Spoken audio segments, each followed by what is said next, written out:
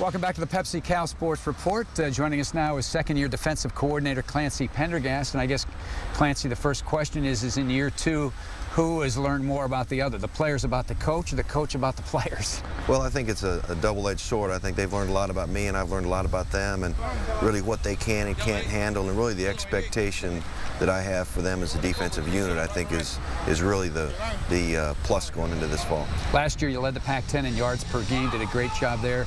Also, were able to create some turnovers. Were good on third down, like about 34% defensively. Where are the areas you hope to see improvement this year? Well, I think the biggest thing, we want to play the run a little bit better. I'd like to see us in the top 1 or 2 in the conference against the run. I think we were 4th.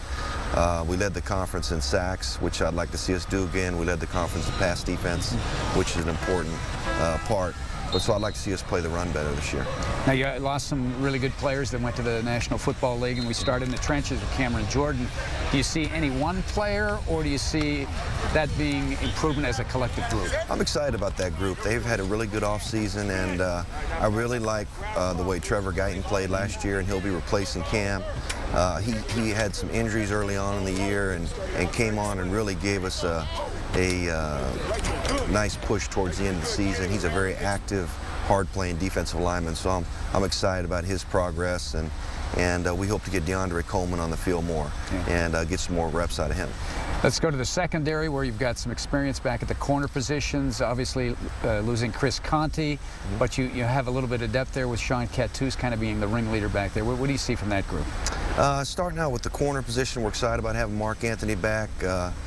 He had a good, solid year last year as a first-time starter, starting 12 games. He improved a lot. I think he's had a really good offseason.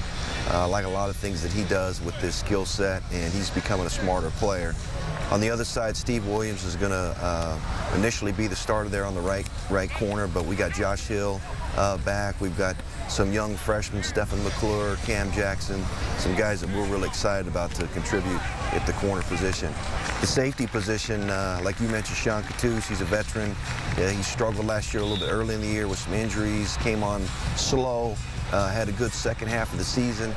Second year in the system, knowing what to expect. I think he'll be the quarterback for the defense back there. And then DJ Campbell, really in camp last year, there was times where he could have been the starter over Chris Conte, and it was 50-50. Could have went either way. We went with Chris, and Chris had an outstanding season and had all Pac-10 honors. Of course, got drafted. So I'm excited about DJ Campbell's progress. You brought in several, you mentioned young players at corner and one at safety as well. Is that a position where a youngster can play sooner than others, or not?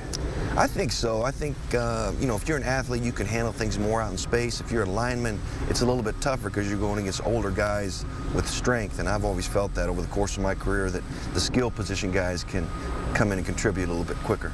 Well, we'll talk about the linebackers as a group momentarily, but we want to talk about one linebacker who's moved positions from outside to inside linebacker, Michael Kendricks. We were able to catch up with him recently. It didn't take long for Michael Kendricks to make his mark at Cal. Intercepted! Bears pick it off, bringing it back up the left sideline, getting down to the 40, down to the 30, down to the 20, down to the 10. It's going to be into the end zone for the Bears. Michael Kendricks, touchdown Bears! As a sophomore, his late-game interception clinched the Bears' victory at UCLA. And last year, he secured second-team All-Pac-10 honors with 8.5 sacks and 15 tackles for losses. Now, as he prepares for his senior swan song, the 6', 240-pounder from Hoover High School in Fresno is one of the team's graybeards. I can't even remember when I came in. You know, I was here with Zach, Worrell, Tony, and all the older linebackers. And now I'm that older guy sharing my knowledge with these young guys and everything. It's kind of weird. I feel old. My body feels old. I've been around this program for a minute now. You know, knowing the coaches, they know me. You know, it's nice, though, being an older guy because, you know, everyone respects you. You know, you don't have to earn your stripes anymore. Your stripes are already earned. And what have all those stripes really earned? A change of position. Kendrick started his career as an inside backer, but moved outside last season. With the departure of Mike Muhammad to the NFL, Kendricks is back inside. Instead of creating havoc on the edge, he's the traffic cop of defense. My lateral movement is real good, so that's not a problem. It's just the view of the game is different. You know, compared to being up on the line of scrimmage, to playing 5 yards back, the view of the game is different. You know, you have to key off different things now, so that's the only real difference. Where there's a lot more keys, a lot more reads. It's a lot harder mentally, and that's the biggest thing. You know, the biggest change is on the line you can pretty much just be an athlete and play ball, but in the backfield, you know, in those trenches, you got to be smart.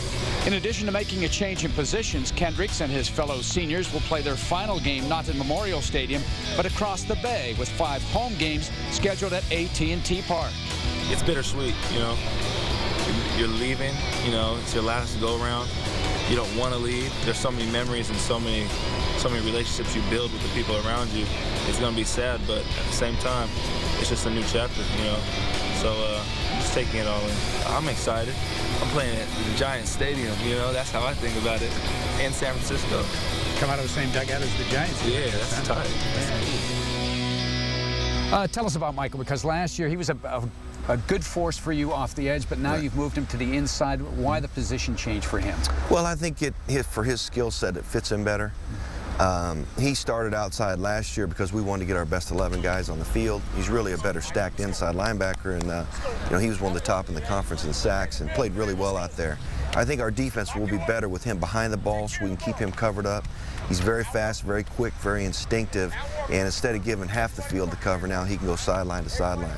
So I'm excited about the progress he made in the spring, and really looking forward to using him a lot of different ways. You'll see him blitz internally, blitz on. He's still going to come off the edge too. He's a guy that I want to use and use a lot. Well, he's an impact player. He's a guy that makes plays, as coaches like to talk about, and hopefully we'll see a lot of him in the backfield this year. Clancy, we appreciate you stopping by, and good luck this year. Thank you very much. All right, defensive coordinator Clancy Pendergast.